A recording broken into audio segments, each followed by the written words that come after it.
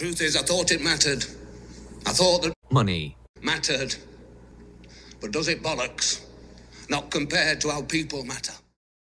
Welcome, Mention and other fine folks, to the Someday Dispatch of the Black Letter, where we contemplate thoughts worth thinking as we find our way through the topsy-turvy, upside-down world and onto the other side with greater health, savings, and our debt paid off, hopefully. Living our best lives.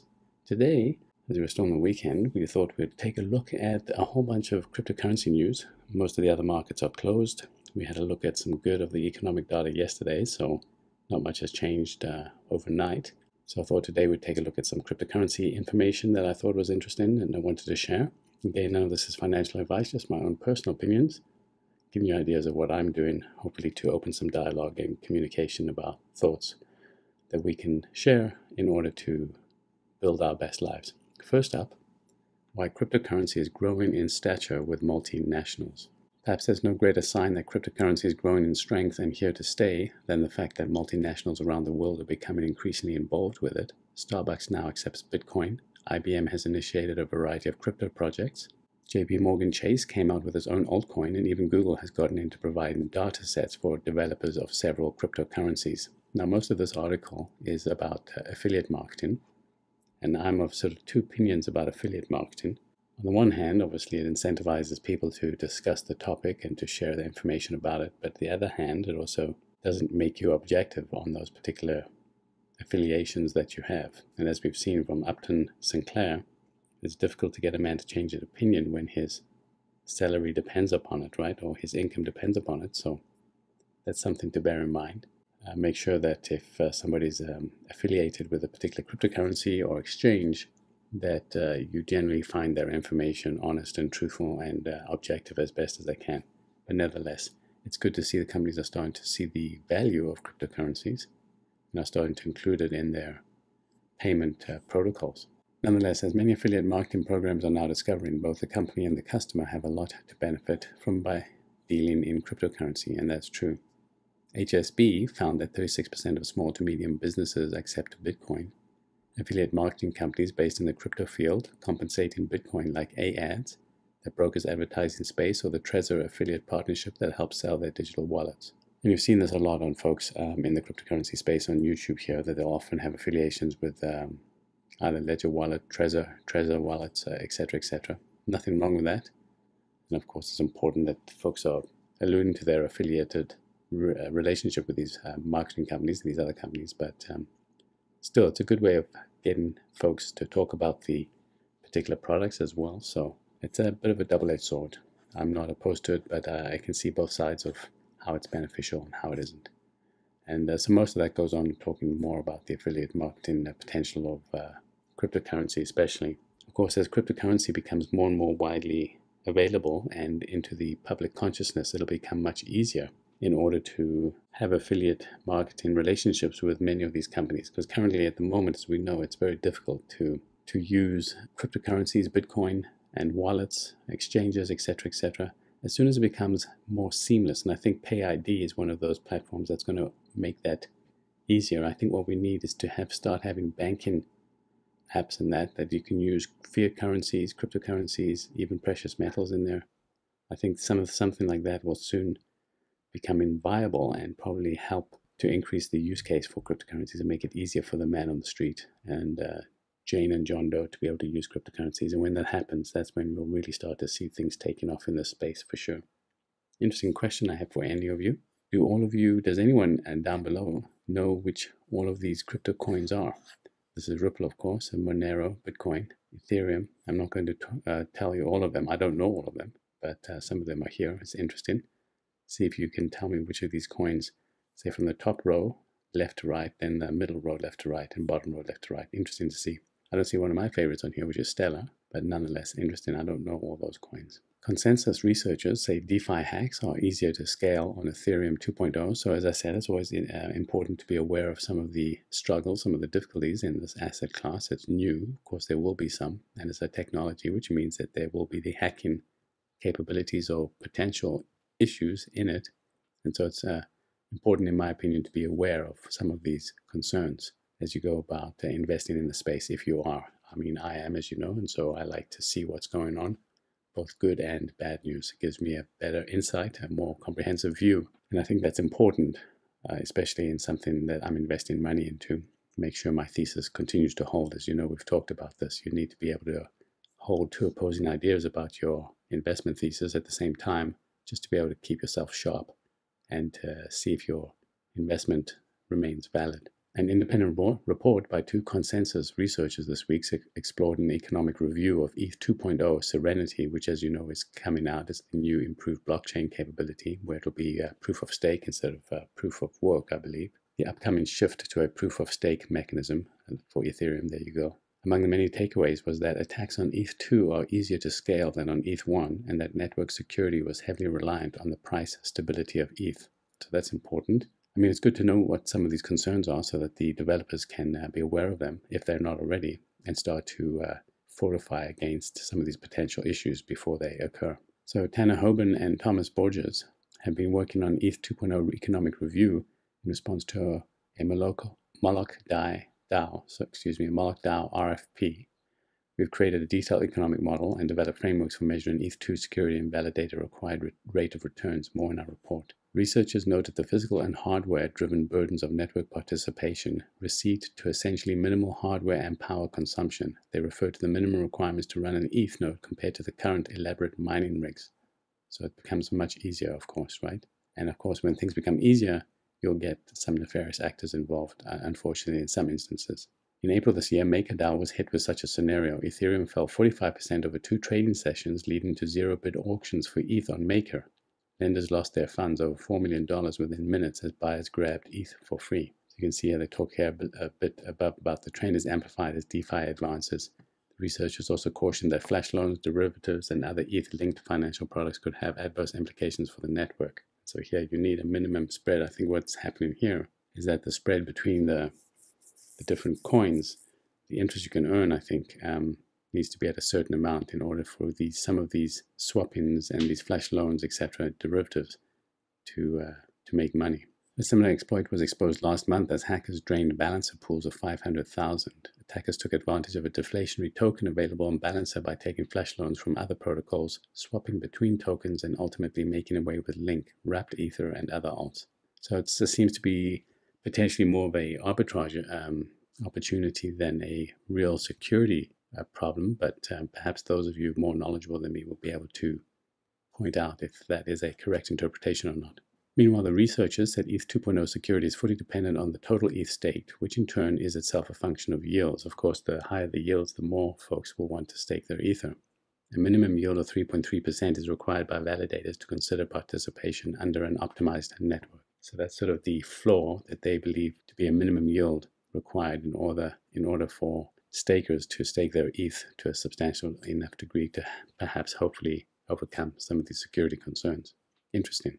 I'm sure something like this will be worked out in no time, but it's still important to be aware of some of the concerns that are within this new nascent asset class. Ripple, number of merchants who accept XRP increased by 46%. The number of merchants who accept XRP has increased by more than 46% in just the last 7 months. The majority of merchants, 22%, are located in the USA, followed by the UK and India. So it looks like the United States is leading the way here, which is good news, because we have had some concern that the current government is not a fan of Bitcoin particularly, but it's good to see that the rest of us are, and the economy sees a place for it. So I think in the new term, regardless of who wins, I think we're going to continue to see more and more success in the USA and North America generally with the cryptocurrencies. In the long run, the adaptation is crucial for the success of a cryptocurrency. So far, not even Bitcoin has managed to enter the mainstream, even though acceptance points worldwide are growing daily. I mean, this takes time. We have to be patient. And as I said, as soon as it becomes pretty much ubiquitous, then we'll be able to really see the true values of these coins start to come into their own. The number of merchants has risen from 457 to 670 since the end of 2019 to date, and that's for XRP. You can see here, here's the chart, the growth of merchants accepting XRP registered on Cryptwork. So it's great increase, which is terrific. Now, this is just a small number, 600-700, but it's a start, right? Folks are starting to see the value of it, and obviously, customers are requesting that. Cryptwork further states that a large proportion of the dealers, 22% of them in the United States of America, next in line are Great Britain with 10% and India 5%. So those are three great democracies, so that's great to see. The remainder spread over various countries worldwide. I think what's going to happen here is that the democracies will win this cryptocurrency war, and what I mean is that it'll become part of a payment protocol within perhaps the economy where you will be able to pay with whatever you want, either fiat currency, digital central bank coins, or cryptocurrencies of a variety of kind. And with these more totalitarian states such as Russia and China, we will see less use of this. Perhaps it'll be outright banned, as they've been trying to do, I think, in Russia currently, and they'll just lose out. I mean, people start moving to the black market, and there'll be less opportunities for taxing any of that revenue of transactions. So I'm not sure that banning it is going to be in anyone's best interest.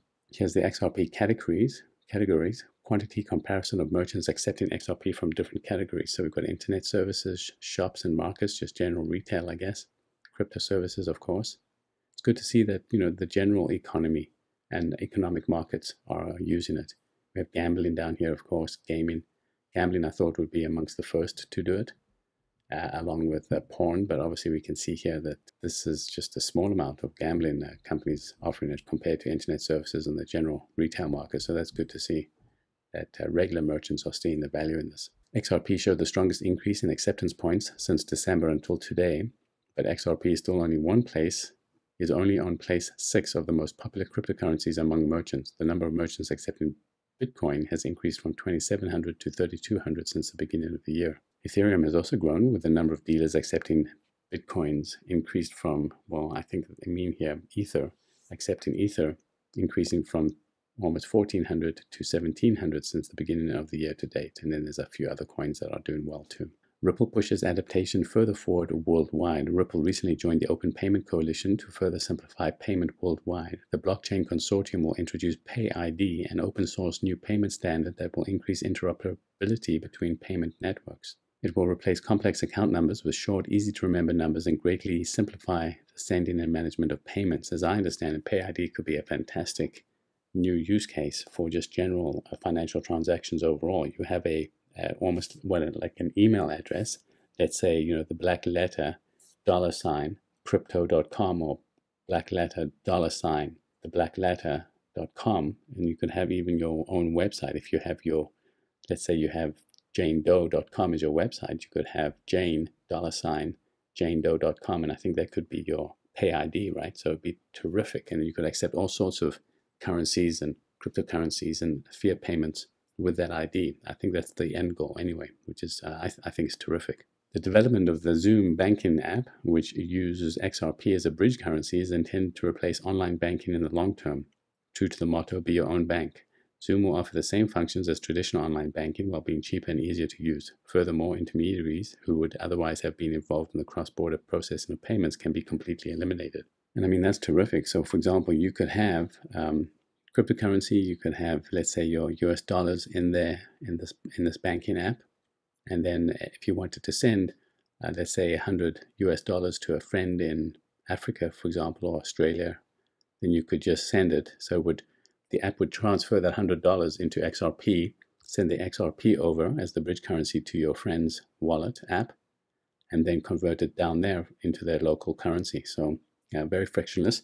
And the fees would be minimal as well. So that's terrific. I think this would be a great use case for Stellar as well. So good things happening in the cryptocurrency space. I like to see that. Ripple says it's exploring DeFi. Here's how XRP could join the hottest craze in crypto. David Schwartz, the CTO for Ripple, says he hopes RippleNet can be a one-stop shop and the first choice for institutions hoping to make many different types of payments. We're also looking into offering other services through RippleNet, things like loans, or maybe even, if DeFi grows, offering DeFi services to institutional partners. We can develop some new products or services, or even something that comes from the DeFi space, and we can offer it immediately right into the transaction flow of those institutions. So, I mean, this is a great advantage of Ripple. And I think it's just going to be a matter of time where both banks and retailers start to see the potential of these cryptocurrencies and blockchains specifically, and the tokens or coins on these blockchains. Ripple has also posted job advertisements that hint at the company's interest in building a next-generation trading platform. Ripple wants to integrate the platform into its XRP-powered cross-border payment solution on-demand liquidity. So, I mean, that's some good news. I like that. This one is interesting.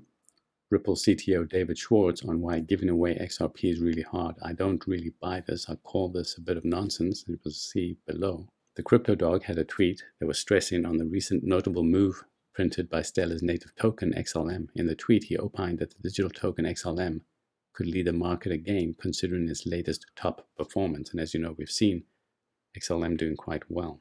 The data shows XLM's 90% gain and XRP's deficit, as you can see here. In the change in 3 months, Stellar's been up 90%, whereas XRP has been down 1.25%. And somebody had a question about XLM being financed by XRP, which is not true. Tiffany Hayden responded stating that XRP has never been used to fund Stellar. All of the cryptocurrency that was generated into existence when Stellar was formed is used to build and develop the ecosystem. XLM is used, not XRP. And then they go into a bit of a back and forth. This one is better than that one.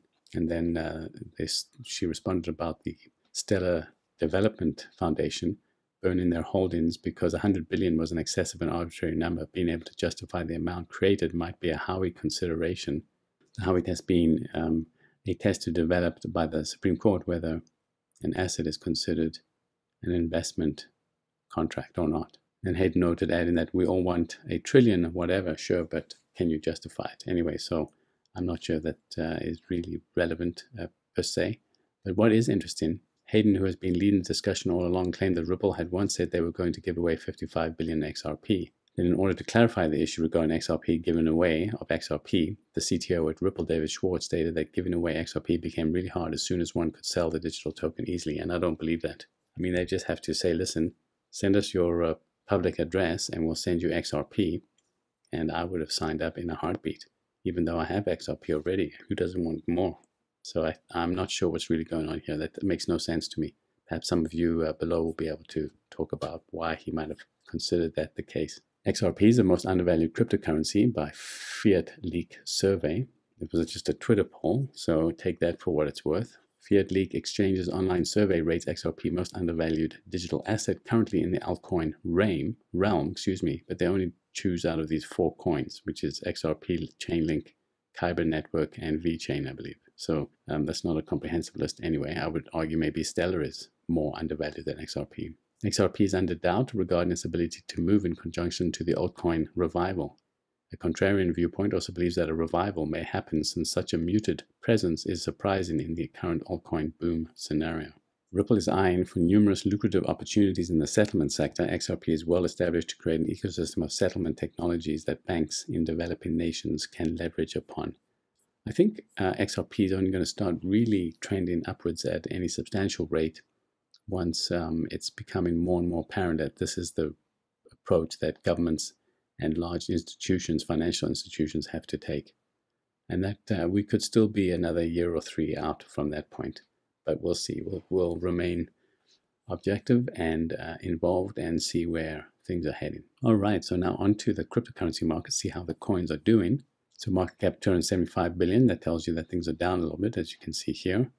7,690 coins. So I think another 6 coins are being developed over the last couple of days. And as you can see across the board, slightly down over the last 24 hours. That's good news for me because it means that I can start buying some more crypto coin at a better price. So I'm always looking at that. XRP still at around 19, so not much movement. Where's my Stellar down here? Also 10 cents. So that's not bad. It's holding the 10 cents figure.